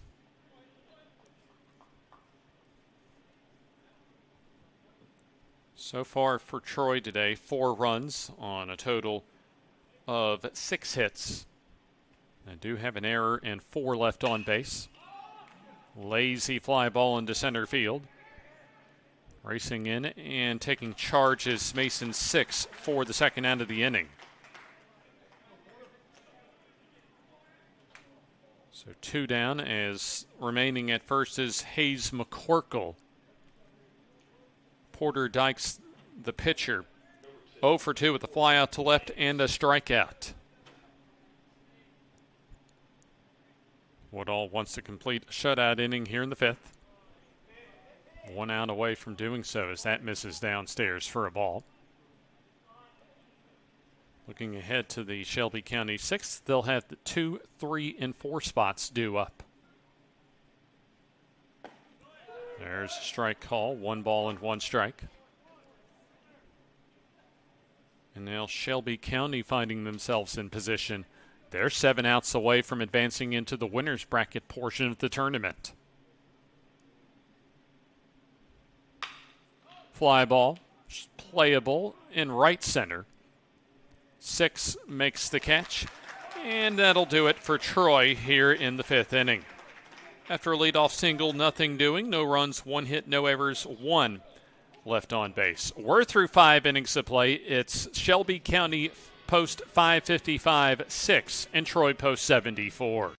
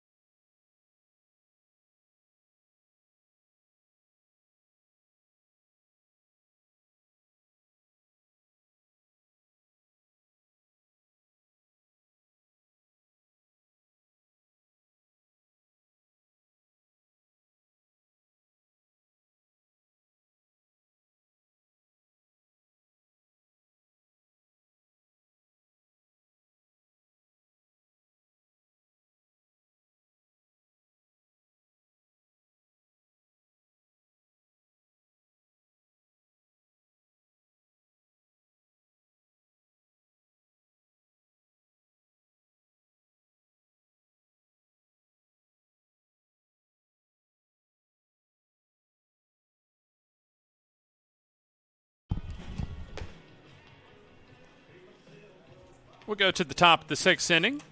A fresh supply of water on hand for us here in the home radio booth at Riddle Pace Field. An outstanding venue this week for the American Legion State Baseball Championship here in the Yellowhammer State. Baker Davis, along with Jarrett Kahn and Sam Tolbert, due up as Shelby County plated 10 in the 5th inning. That resulted in 6 runs scoring as they came back from a 4-0 deficit to take their first lead of the game. Give them a lot of credit as they got down 4 after they left 5 on base in the 2nd and the 3rd, when they could have taken the lead earlier in the ballgame. But now it seems as if that they have a steady, firm hand right now, that they still have at least 6 more outs to go.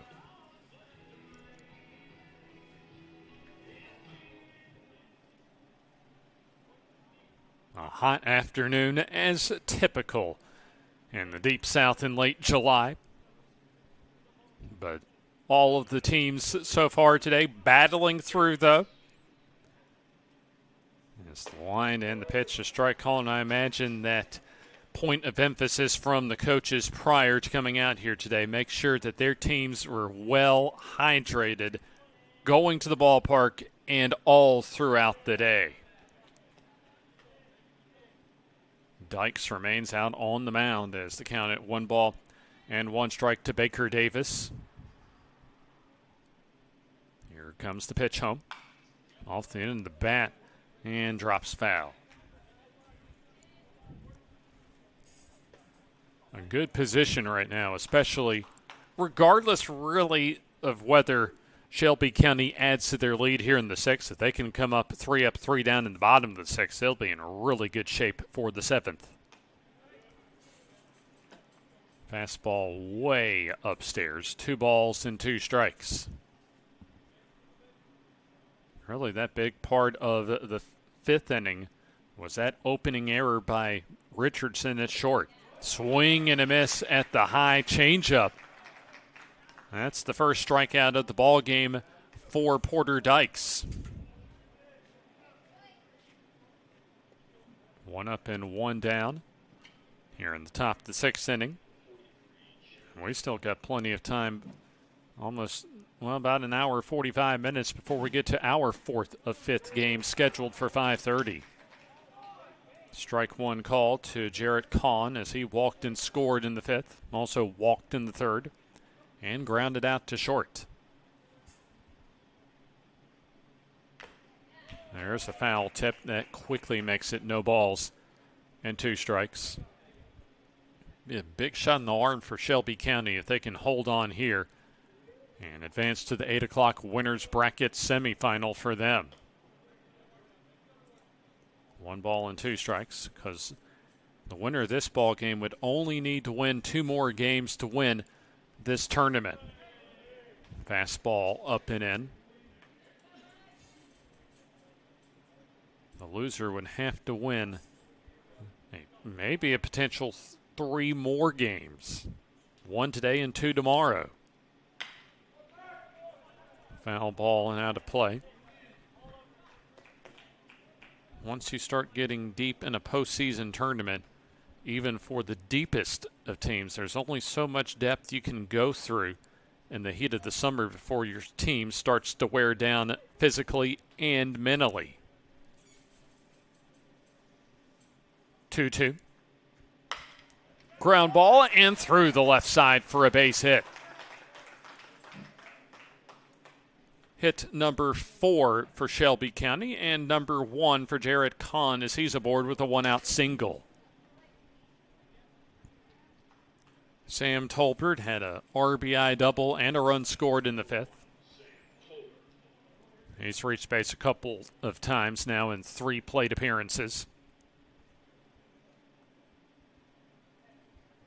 Pitch on the way, and that's taken, and no appeal will be made. And now a late appeal will be made, and I don't think there'll be any sort of indication. And now and the call will stand as ball one. Gainey wanted to get a second opinion from the field umpire. Just 2 umpires today, and that was not granted. I don't think it would have been given on appeal anyway, as now a strike call makes it 1 ball and 1 strike. Runner at first with 1 down. There's a tap foul to make it 1 ball and 2 strikes.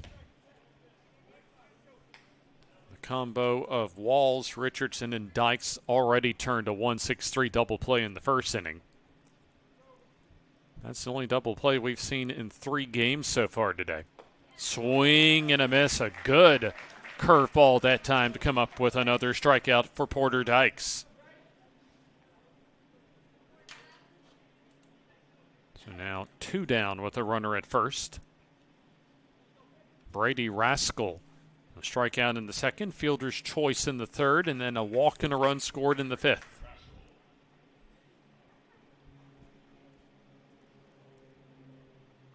Rascal, in fact, does offer at it and misses for strike 1 call.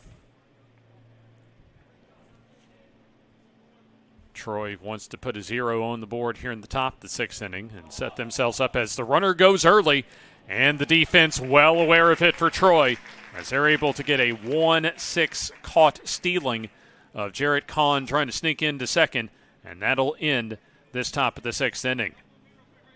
So for Shelby County, no runs, 1 hit, no errors, and nobody left on base. We go to the bottom of the 6th inning as it remains Shelby County 6 and Troy 4.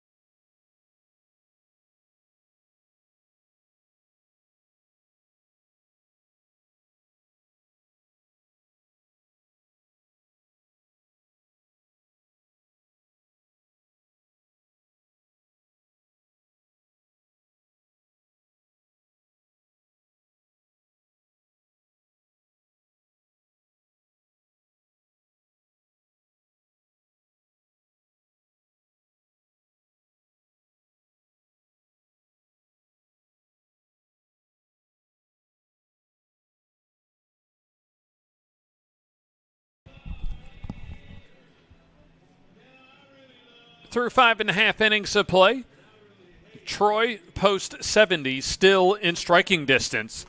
They're down a couple, though, and they'll have the bottom third of their order go up against Blake Woodall, who's chewed up the innings so far today.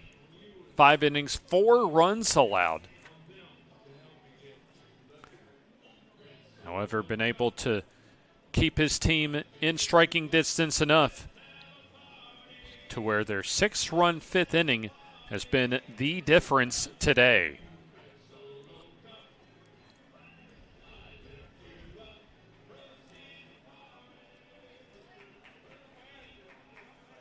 Four runs allowed. And all of those are earned. Evan Taylor 2 for 2 with an RBI single in the second and also scored a run in the 4th. Ahead in the count, 2 balls and no strikes. Wells Gainey and Brody Jones also due up. Pitch comes home. There's a strike call, 2-1. How much does Woodall have left in the tank here? Let's try and get his team to the 8 o'clock game tonight. That misses low, 3-1. Main thing that Woodall does not want to do is get into the top of the order as a routine ground ball over to third. Rascal across the diamond, 1 down. Nice job of Woodall, able to get a routine grounder over to third, as that'll send up Wells Gainey, who has popped up to short and has been hit by a pitch. Shelby County certainly in great position right now as far as, really this is a home game as far as the state tournament for Troy Post 70. So they want to be able to apply the pressure on them and eliminate the outs as far as getting closer to the ultimate finish line.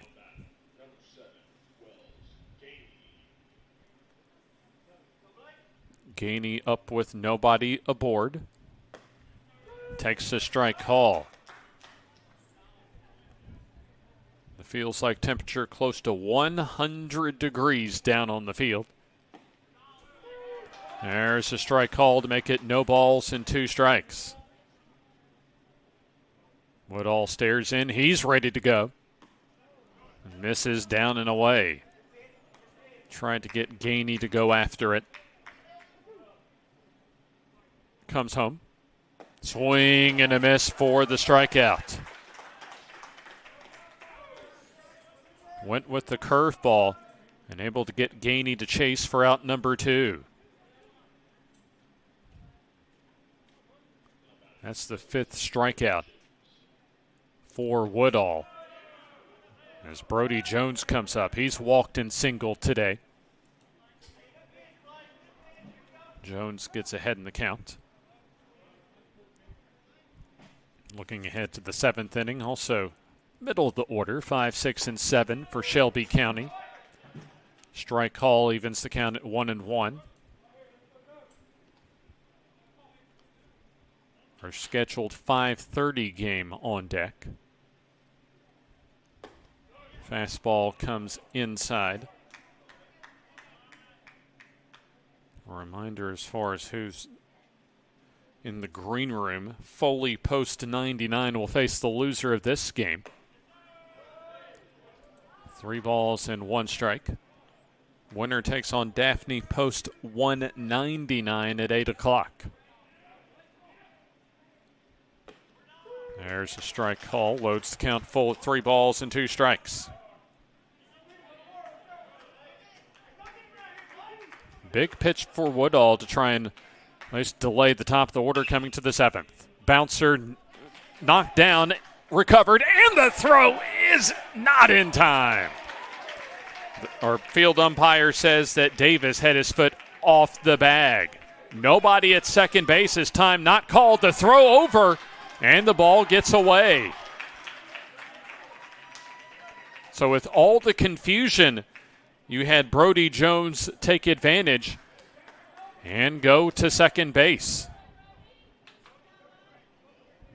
Speaking of confusion, we'll have the 2 umpires confer to sort out things as you had at least the initial field by Rascal almost made a clean field, recovered and nearly able to get the out at first, as they'll overturn the call now and say that Davis was able to keep his foot on the bag.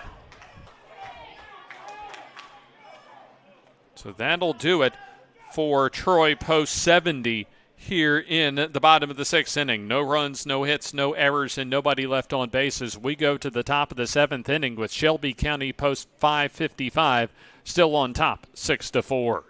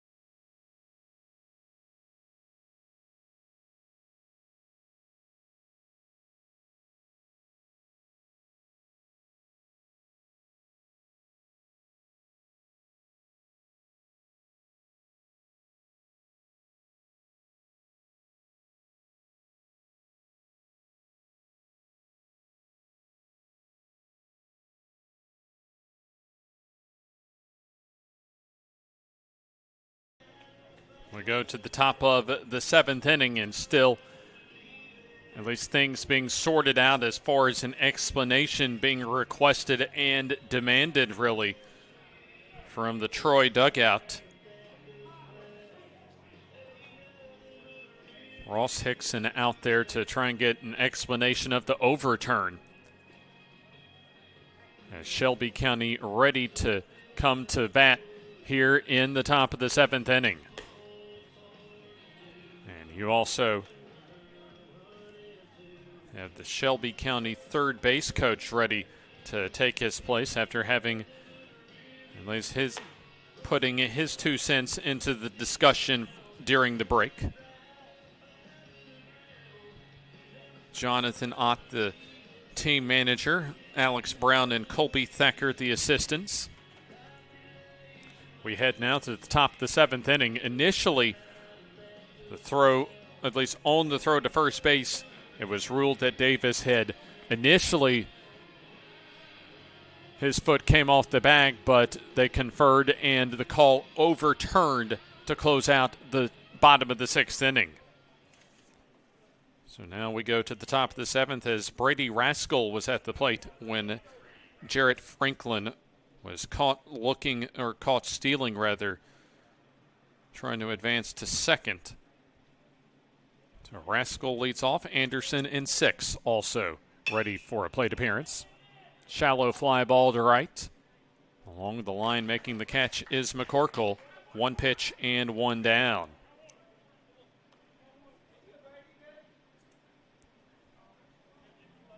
So can't overlook this top of the 7th inning from a Troy post 70 perspective.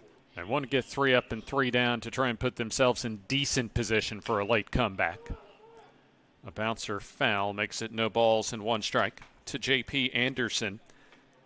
An important bases loaded walk in the 5th inning as part of that 6-run inning with 10 batters coming to the plate. So that has been the decisive inning so far today. 1 ball and 1 strike now on Anderson. Pitch home. There's a strike call to make it 1-2. Give a lot of credit to Shelby County post 555 for battling back after blowing a couple of run scoring opportunities. Good changeup that time. Maybe a curveball as well from Porter Dykes as he gets his 3rd strikeout in the last 5 batters faced. So 2 up and 2 down so far in the top of the 7th inning. Mason 6 to the plate as he has been hit by a pitch, lined out to second and grounded out to second. Takes a strike call. Pitch on the way. Right back to the box on 1 hop. And an easy little underhand toss to first base by Dykes in time to retire the side. 1, 2, 3 go Shelby County in the 7th as Troy post 70 needs 2 to tie and 3 for a comeback victory as we go to the bottom of the 7th inning here on JockJive.com.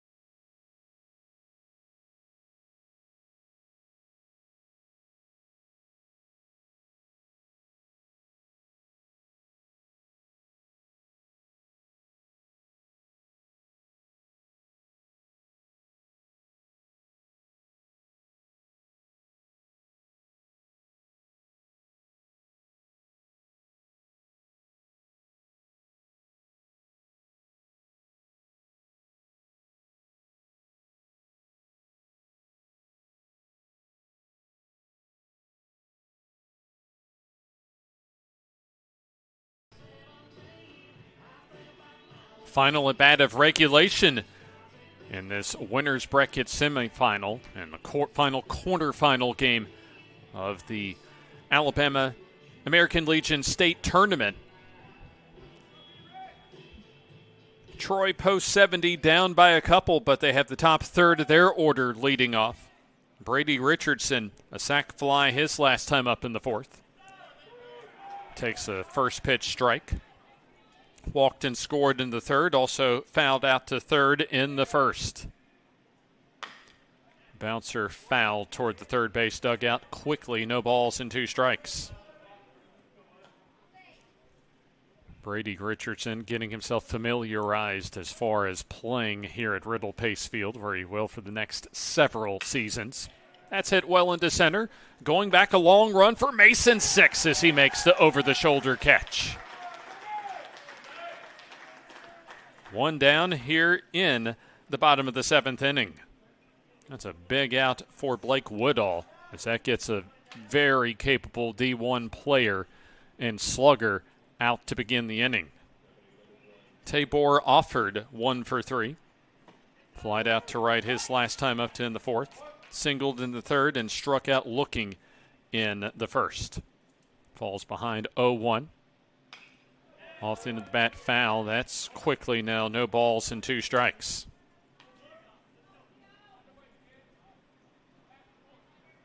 If Troy post 70 cannot come back, they'll take on Foley in the next game as that goes off of Woodall right to Carroll and over to the first baseman in Davis. 1-6-3 on the putout. A timely, at least fortuitous break for Shelby County as that hard ground ball went off the back leg of Woodall right to Carroll, the shortstop, as he was able to make the routine throw over to first. So Troy post 70 down to their final batter. Hayes McCorkle, a sac fly in the 3rd. Also singled in the 5th and flied out to right to in the 1st. No balls and 1 strike on McCorkle. Misses inside, 1 ball and 1 strike. If Shelby County post 555 can hang on, they'll play the final game tonight at 8. A little bit upstairs. 2 balls and 1 strike. Foley post 99 awaits the loser. Foul ball back our way, and now Troy down to their final strike. A powerhouse American Legion program in the Yellowhammer State. They are on the ropes with their backs against the wall. 2-2. Misses downstairs, and the count goes full. Jake Franklin on deck. Pitch grounded up the middle and fielded by Carroll. Throws over to first base, and that is in time to end the ball game. 3 up and 3 down goes Troy in the 7th inning as Blake Woodall pitches a complete game and retires the final 9 Troy batters that he sees today. As we mentioned, nothing doing for Troy in the 7th as they score 4 runs on 6 hits with 1 error as they leave a total of 5 on base. And for Shelby County, all 6 of their runs coming in the 5th. 6 runs on 4 hits with a couple of errors, and they left a total of 7 runners on base. Our next game, scheduled for about an hour and a half, will feature a Troy post 70 in a loser's bracket semifinal against Foley post 99.